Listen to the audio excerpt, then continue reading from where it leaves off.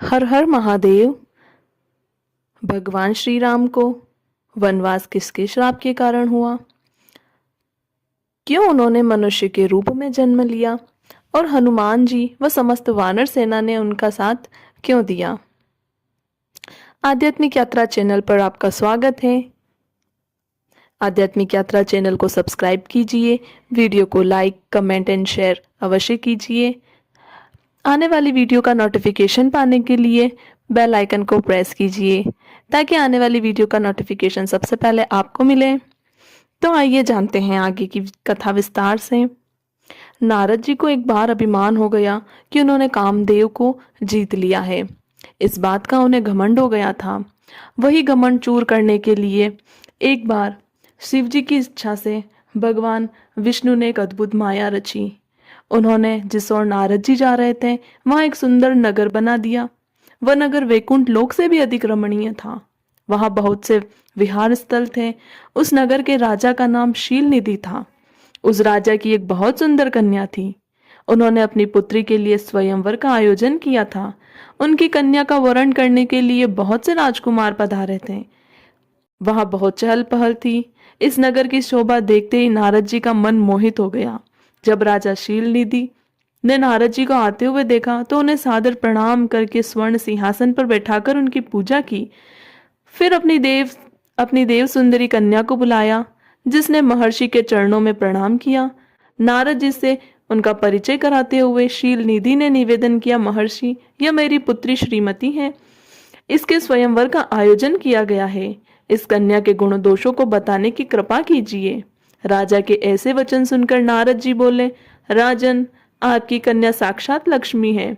इसका भावी पति भगवान शिव के समान वैभवशाली, त्रिलोक विजयी, वीर तथा कामदेव को भी जीतने वाला होगा। ऐसा कहकर नारद मुनि वहां से चल दिए। शिव की माया के कारण वे काम के वशीभूत हो सोचने लगे कि राजकुमारी को कैसे प्राप्त करूं। स्वयंवर में आए सुंदर एवं वैभवशाली राजाओं को छोड़कर भला यह मेरा वरण कैसे करेगी। वे सोचने लगे कि नारियों को सौंदर्य बहुत प्रिय है। सौंदर्य को देखकर ही श्रीमती मेरा वरण कर सकती हैं।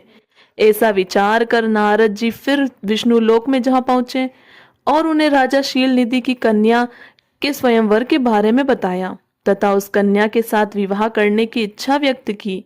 उन्होंने भगवान विष्णु से प्रार्थना की कि वे अपना रूप उन्हें प्रदान करें ताकि श्रीमती उन्हें ही वर सके। सूत जी कहते, महर्षियों, नारद मुनि की ऐसी बात सुनकर भगवान मधुसूदन हंस पड़े और भगवान शंकर के प्रभाव का अनुभव करके उन्होंने इस प्रकार उत्तर दिया। भगवान विष्णु बोले, नारद, आप वहां अवश्य जाइए। मैं आपका हित उसी प्रकार करूंगा जिस प्रकार पीड़ित व्यक्ति का एक अच्छा सा वैद्य करता है, क्योंकि मुझे तुम विशेष प्रिय हो। ऐसा कहकर भगवान विष्णु ने नारद मुनि को वानर का मुख और शेष अंगों को अपना मनोहर रूप प्रदान कर दिया। तब नारद जी अत्यंत प्रसन्न होते हैं और अपने को परम सुंदर समझकर शीघ्र ही स्वयंवर में आ गए और उस राज्य सभा में बैठ गए। उस सभा में रुद्रगण ब्राह्मण के रूप में बैठे हुए थे। नारद जी का वानर रूप केवल कन्या और रुद्रगणों को ही दिखाई दे रहा था। बाकी सबको नारद जी का वास्तविक रूप ही दिखाई दे रहा था। नारद जी मन ही मन प्रसन्न होते हुए श्रीमती की प्रतीक्षा कर रहे थे। जैसे ही कन्या के हाथ में जयमाला लिए कन्या अपनी सखियों के साथ स्वयंवर में आई, उसके हाथों में सोने की सुंदर माला थी। वह शुभ लक्षणा राजकुमारी लक्ष्मी के समान अपूर्व शोभा पा रही थी। नारद मुनि का भगवान विष्णु जैसा शरीर और वानर जैसा मुख देख वह कुपित हो गई और उसने उनकी ओर से दृष्टि हटाकर अपनी मन मुताबिक वर को पाने की तलाश में आगे चली गई। सभा में उन्हें अपना मनपसंद वर नहीं मिला और वह उदास हो गई। उसने किसी के भी गले में वरमाला नहीं डाली। भगवान विष्णु राजा की वेशभूषा में वहां आए और उसने वरमाला भगवान विष्णु के गले में डाल दी। विष्णु जी राजकुमारी को साथ लेकर तुरंत ही अपने लोक को चल दिए। यह देखकर नारद जी बहुत गुस्सा हुए। तब ब्राह्मणों के रूप में उपस्थित रुद्रगणों ने नारद जी से कहा, हे नारद जी, आप व्यर्थ ही काम से मोहित हो सौंदर्य के बल से राजकुमारी को पाना चाहते हैं। पहले जरा अपना वानर के समान मुख तो देख लीजिए। यह वचन सुनकर नारद जी को बड़ा आश्चर्य हुआ। उन्होंने दर्पण में अपना मुख देखा वानर के समान मुख को देखकर वे अत्यंत क्रोधित हो उठे और उन्होंने दोनों रुद्रगणों को श्राप देते हुए कहा, तुमने एक ब्राह्मण का मजाक उड़ाया है, अतः तुम ब्राह्मण कुल में पैदा होकर भी राक्षस बन जाओगे। यह सुनकर वे शिवगण कुछ नहीं बोले और इससे भगवान शिव की इच्छा मानते हुए उदासीन भाव से अपने स्थान को चले गए और भगवान शिव की स्तुति करने लगे। रुद्रगणों के चले जाने पर नारद जी कहाँ गए, तो आगे की कथा हम जानते हैं। माया से मोहित नारद जी उन दोनों शिवगणों को श्राप देकर मोहवश कुछ भी नहीं जान सके। उसके बाद वे एक तालाब के किनारे पर पहुंचे और उन्होंने जल में अपनी परछाई देखी। उन्हें फिर वानर जैसी आकृति दिखाई दी। उसे देखकर नारद जी को और अधिक क्रोध आ गया। वे सीधे विष्णु लोक को चल दिए और वहां पहुंचकर उन्होंने भगवान विष्णु से बोले, हे हरि, तुम बहुत बड़े दुष्ट हो।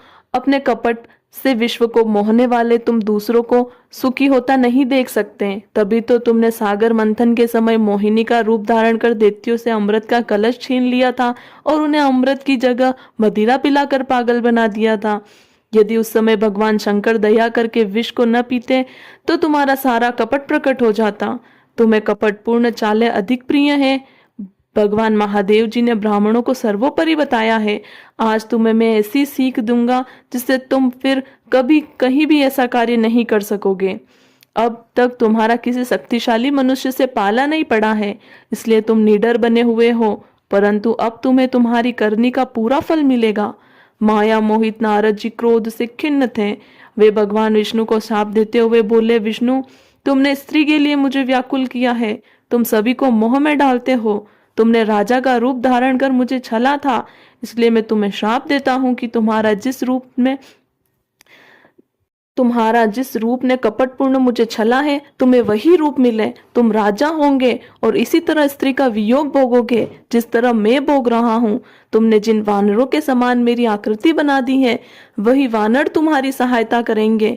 तुम दूसरों को स्त्री वियोग का दुख देते हो, इसीलिए तुम्हें भी यही दुख भोगना पड़ेगा। तुम्हारी स्थिति अज्ञान से मोहित मनुष्य जैसी हो जाएगी।